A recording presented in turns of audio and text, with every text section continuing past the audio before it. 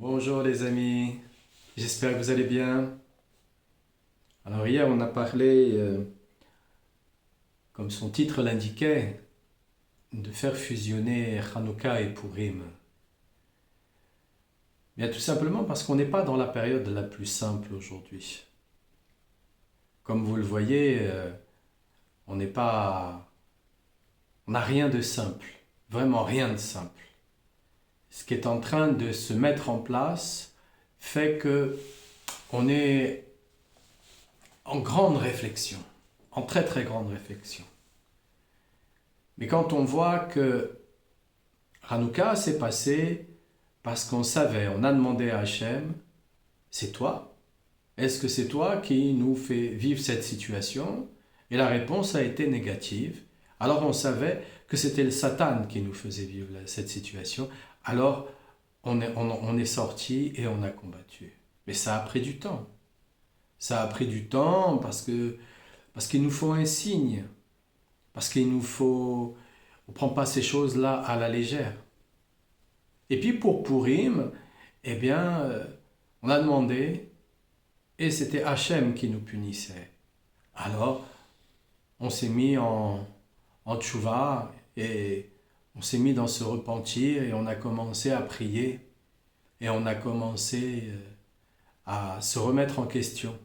Mais là aussi, c'est pareil, ça a pris du temps. Pourquoi ça prend du temps à chaque fois? Pourquoi? Parce qu'à l'origine de la faute d'Adam et Rava, lorsque Adam et Rava ont mangé de l'arbre de la connaissance du bien et du mal, Hachem leur avait dit ne mangez pas de cet arbre parce que c'est l'arbre de la mort, vous allez mourir. Alors on peut se poser la question, comment ça? Ils sont sortis du Gan Eden, et puis ensuite on leur a mis une peau de bête, Hachem leur a mis une peau de bête, et voilà, ils étaient partis dans une autre vie, mais ils étaient sortis du Gan Eden, ils n'étaient pas morts. En fait, c'est parce que leur âme avait éclaté. Il leur restait un petit bout d'âme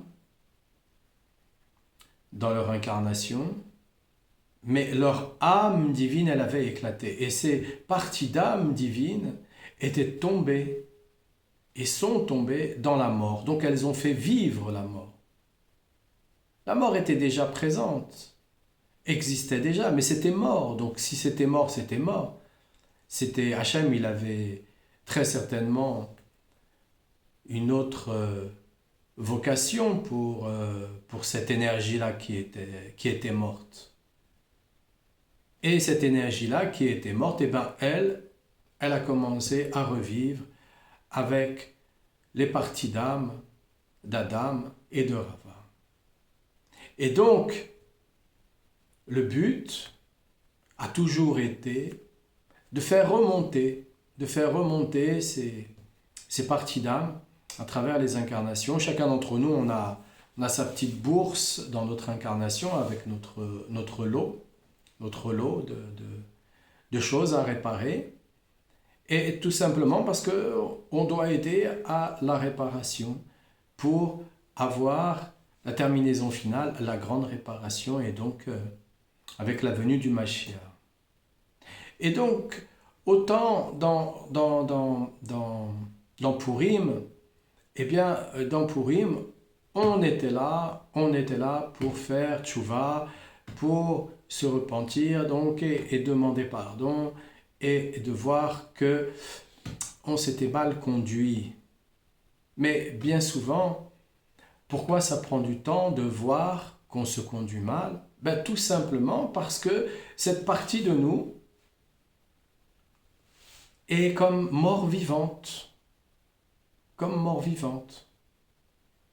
On a l'habitude de dire et d'expliquer en hypnose que 90% de notre temps, l'être humain le passe en état d'auto-hypnose dans sa journée. Donc 90% de notre journée, on va la passer en état d'auto-hypnose.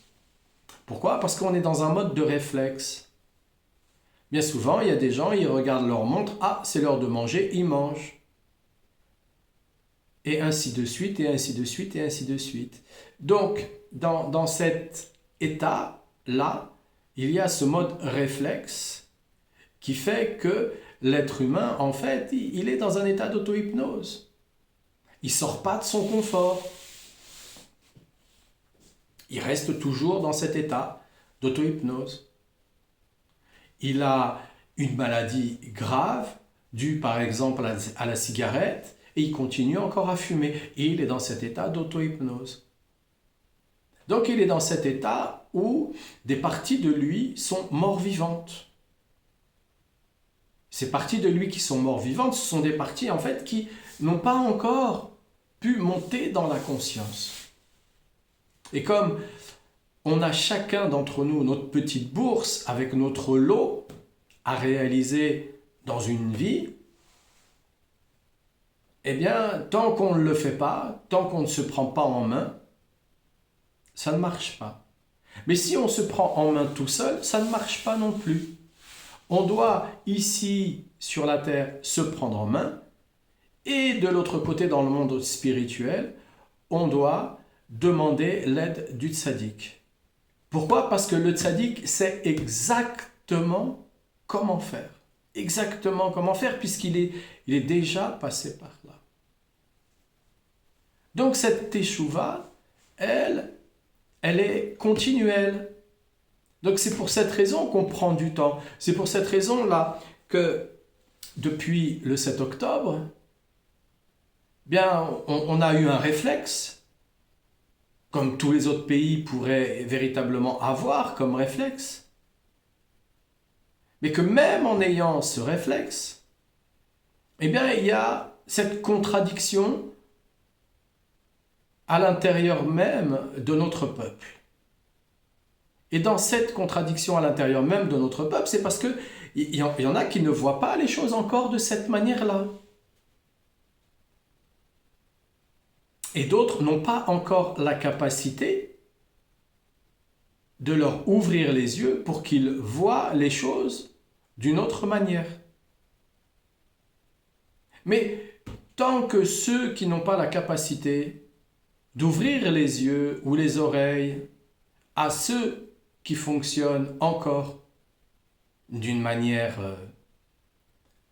non consciente, eh bien, cela devrait justement se retourner vers le tzaddik Yesod Olam.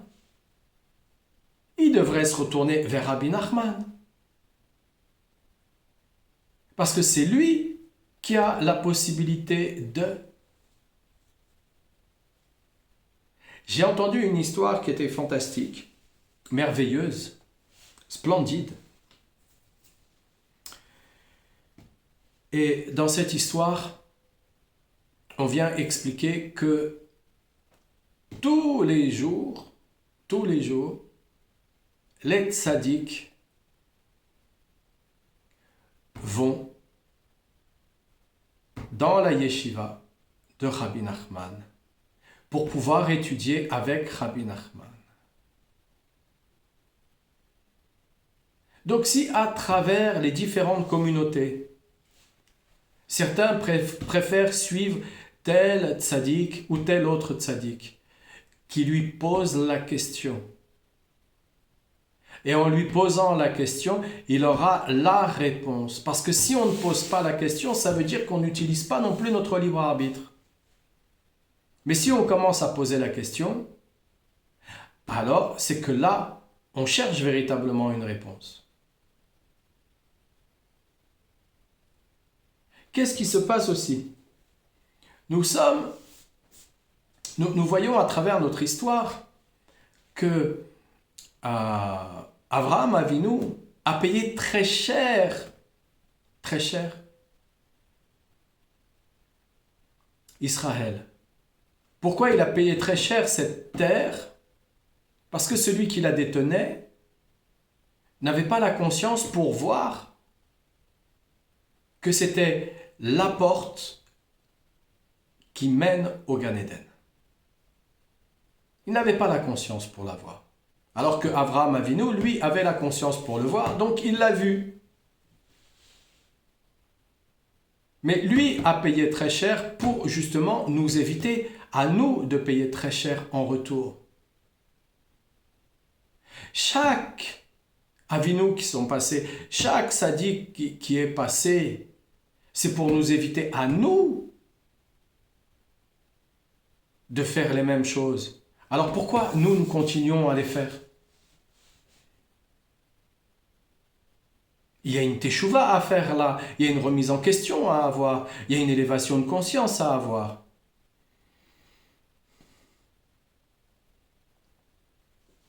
Et dans la Torah 6, ils viennent à dire, et c'est de cette manière qu'on peut comprendre le verset des psaumes 47, verset 4, « Il mettra des peuples sous notre coupe et des nations sous notre emprise. » Cela correspond au ririk, le point inférieur du aleph, ou à l'expression en dessous de ses pieds, ou encore « et la terre et son marchepied ». Quant à la suite du verset, il a choisi pour nous notre patrimoine. Cela correspond à Moshe Rabbeinu, au point supérieur du aleph, c'est-à-dire à l'expression et au-dessus du firmament.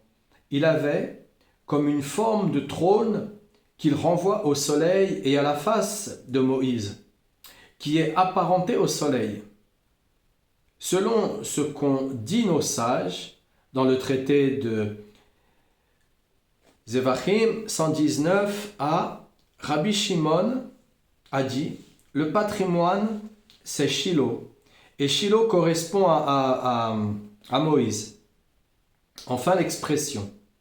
Le génie de Yaakov correspond au Vav, occupant le milieu du Aleph, à savoir à la tente, à la lumière, car Moshe, Rabbeinu, éclaire Josué, selon le verset de la Genèse 25, et Jacob était un homme intègre, sédentaire, toujours dans la tente.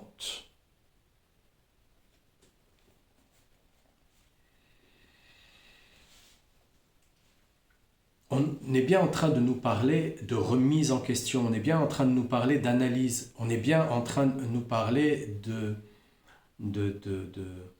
repentir. On est bien en train de nous parler de réflexion avant l'action.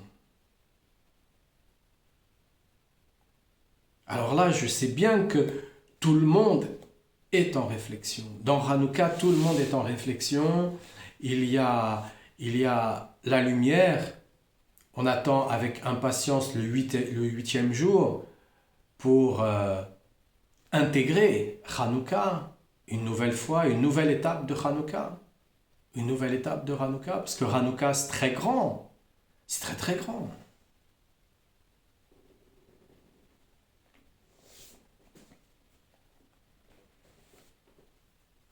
Et de la manière dont ça s'est passé, c'est immense. C'est immense. Ils sont sortis et ils ont été reprendre la place qu'on nous prenait.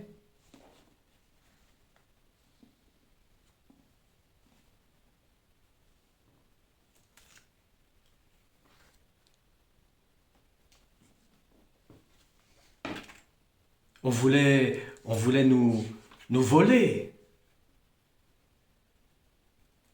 On voulait nous assommer d'une nouvelle doctrine.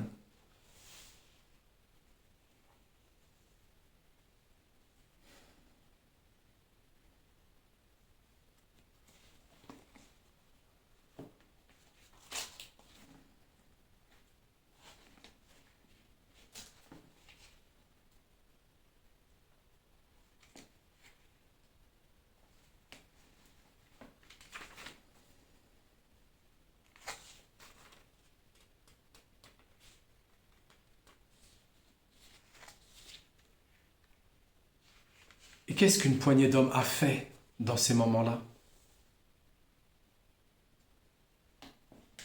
Comment ça s'est passé? Il y a eu des jours qui se sont passés. Il y a eu des jours de réflexion, il y a eu des jours de prière, il y a eu des jours de supplication pour demander quoi faire dans ces moments-là.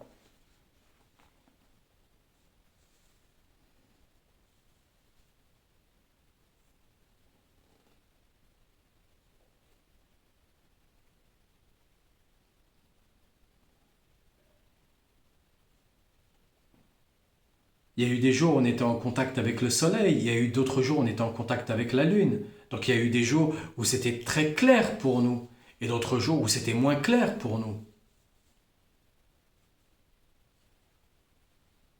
Comme en ce moment. Identiquement pareil. Identiquement pareil. Le fond, c'est toujours le même, reste toujours le même, c'est la forme qui change. Le schéma décrit plus haut s'applique également à ce que nous a dit le traité du Sanhédrin 20. Les enfants d'Israël sont vus ordonner 3 choses. Anéantir la descendance d'Amalek, ce qui correspond à « il mettra des peuples sous notre coupe ». Nommer un roi, ce qui correspond au génie de Jacob, nombre 24. Une étoile est issue de Jacob, qui fait allusion au roi. Et leur construire le temple, ce qui correspond à Moïse, synonyme de connaissance. Comme l'ont dit nos sages, lorsqu'on a dans une génération celui qui possède la connaissance, c'est comme si le temple avait été construit au cours de cette génération, ce qui est parallèle à « il a choisi pour nous notre patrimoine ».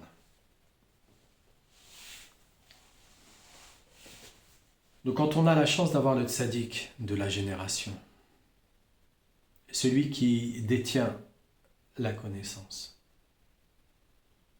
alors avec lui le temple est créé, le temple est construit.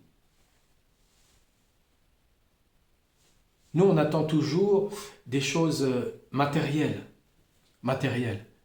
Mais avant que ça puisse devenir matériel, ça doit être construit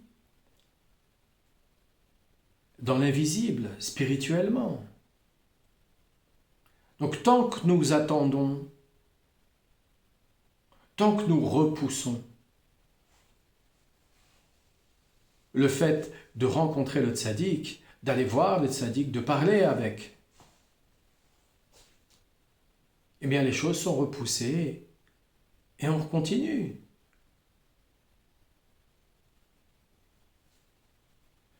Nous sommes en 5785. Il nous reste encore combien de temps?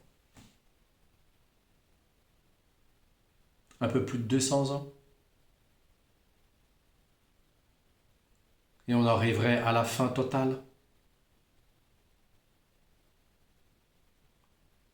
Donc, est-ce qu'on a véritablement envie de voir cette étape-là? Ou est-ce qu'on a plutôt envie, justement, comme dans l'ère dans laquelle nous sommes, l'ère du Verseau, on aurait plutôt envie de voir l'ère du Verseau prendre sa place en totalité. Mais on a des efforts à faire. Et c'est ainsi qu'on peut interpréter le verset introduisant cette Torah. Et Dieu a dit à Moïse, appelle Josué, etc. Moïse, c'est le point supérieur et Josué le point inférieur. Et présentez-vous dans la tente. Cela correspond au firmament, au Vav situé dans le Aleph, pour que je lui donne mes ordres. Car il fallait que Moïse transmette tous ses pouvoirs à Josué, étant donné que le jour de sa mort, l'homme perd tous ses pouvoirs. Moïse était sur le point de disparaître de ce monde, et par conséquent, il n'avait plus la force ni la capacité d'éclairer Josué. Aussi, la Torah a précisé que c'est Dieu lui-même qui allait lui donner des ordres, car le pouvoir a été restitué à Dieu. Et l'ensemble de ce schéma est contenu dans la forme du Aleph, constitué par le point supérieur, le point inférieur et le Vav reliant les deux points. Il suffit de bien examiner la chose pour voir que c'est vrai. Et on retrouve le même motif dans ce qu'ont dit les sages d'Israël, à savoir qu'étant sur le point d'entrer en Eretz Israël, les enfants d'Israël ont été avertis qu'il leur fallait réaliser 3 commandements. Détruire la descendance d'Amalek, construire le temple et désigner un roi. La destruction d'Amalek concerne Josué et correspond au point inférieur du Aleph. En effet, la destruction d'Amalek dépend essentiellement de Josué, puisque Moïse lui a donné l'ordre dans l'Exode 17, verset 9, « Sors en guerre contre Amalek ». Et la chose est expliquée dans le Zohar. C'est bien ce qu'on est en train de faire.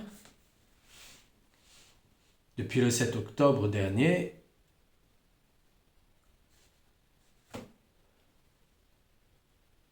on est en guerre. Et on est parti détruire Amalek. Sauf que Amalek, il a plusieurs formes. Il n'est pas seulement un peuple. Il n'est pas seulement des terroristes. Il a plusieurs formes.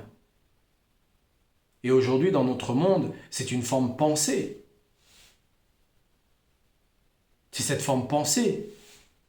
Et cette forme pensée, comment on la détruit? Par le repentir. La construction du temple est à réaliser par Moïse et est parallèle au point supérieur. En effet, à propos du temple, il est dit « Tout celui qui est qualifié de sage », c'est comme si le temple a été construit en son temps. Et Moïse incarnait la sagesse. Donc comme Moshe Rabbeinu incarnait la sagesse, du temps de Moshe Rabbeinu, c'était le temple. Il y avait le temple d'une manière spirituelle. Mais nous, on attend toujours à avoir quelque chose de matériel. Mais avant que le matériel soit construit, on doit déjà le faire vivre spirituellement. Il y a toujours une idée qui commence. Auquel cas, il n'y a rien qui puisse être créé. Rien du tout. La désignation d'un roi correspond au firmament. Le Vav du Aleph, comme on en trouve une allusion dans l'expression, une étoile issue de Jacob a fait irruption. Ce qui veut dire qu'un descendant de Jacob sera nommé roi. Et il y a dans cette expression une allusion au firmament, où se trouvent les étoiles et les astres.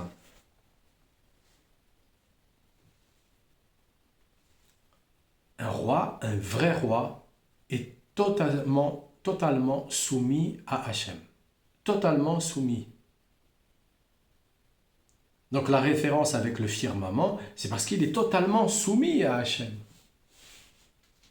Donc il est en connexion avec le firmament. Il est en connexion avec la source. C'est là où il va se nourrir, c'est là où il va avoir les idées, c'est là où il va savoir faire les choses. Et il est justement question de Jacob étant connu pour être l'homme intègre qui ne bougeait pas de sa tente. Or, le mot tente est apparenté au firmament. Comme il est écrit par ailleurs, et il les tendit comme une tente. Et de plus, le Zohar assimile Jacob au Vav. La tente.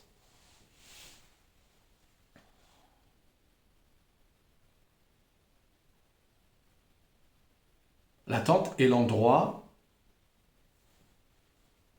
qu'on monte ou qu'on démonte, qu'on déplace.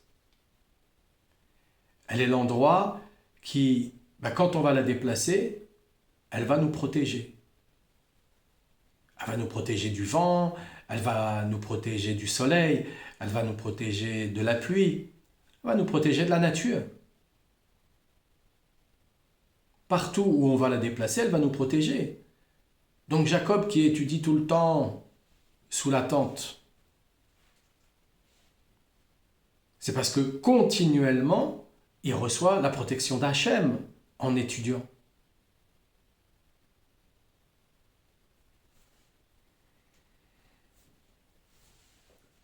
Nous avons là aussi l'explication du secret contenu dans les enseignements ésotériques du mois d'Elul.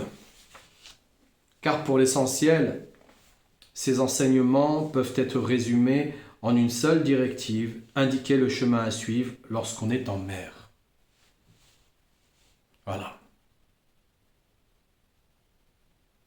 Et à l'heure actuelle, c'est comme si nous étions en mer. C'est comme si nous étions très très loin des côtes, là où tout est stable, là où on peut commencer à construire, là où on peut cultiver, là où on a des repères.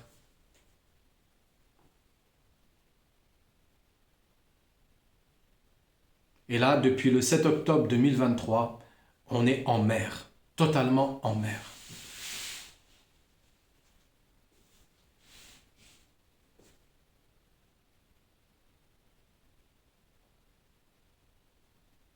Et là, dans cette incertitude, la seule manière que l'on a de trouver un repère, c'est l'étude. C'est de revenir à nos bases, à notre ABC fondamental, qui lui, il est notre boussole, qui lui va nous permettre de trouver le bon équilibre avec tout ça. Parce que qu'est-ce qu'ils veulent en face ?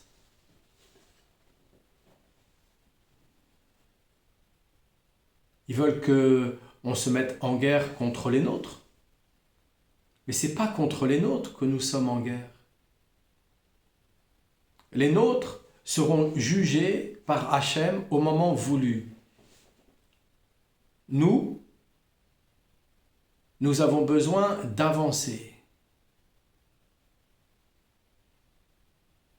Et petit à petit, parce que nous réussissons à nous remettre en question, que nous réussissons à faire de vrais hitbod des doutes, d'avoir de vraies discussions avec Hachem.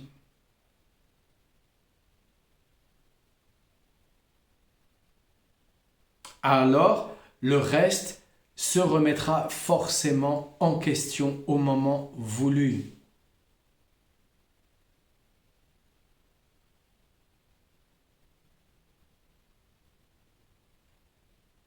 La fusion entre Hanouka et Purim,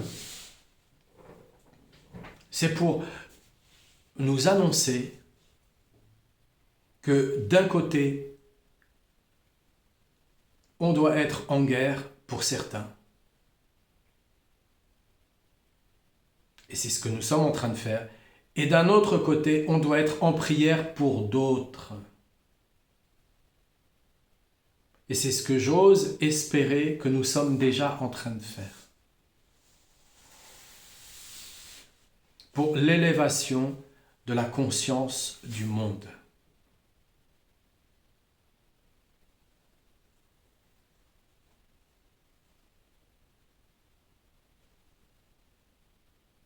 Nous avons besoin de faire naître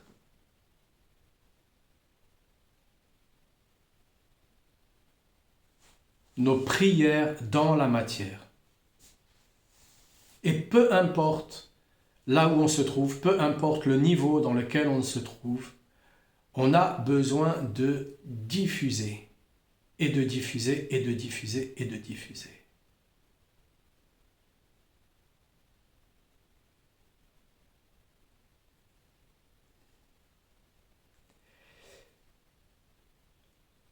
Alors mes amis, j'espère que des bonnes nouvelles. Hanouka Sameach. Et je vous retrouve demain. On continue notre étude. Et on va encore plus loin. J'aurais tellement à dire, je pourrais même reprendre depuis le début et reparler, mais bon, pour l'instant c'est comme ça. Peut-être qu'à un moment donné, il y a des choses que je mettrai en place, mais pour l'instant c'est comme ça. Alors Hanouka Sameach, mes amis, et puis je vous dis à demain, que des bonnes nouvelles, portez-vous bien.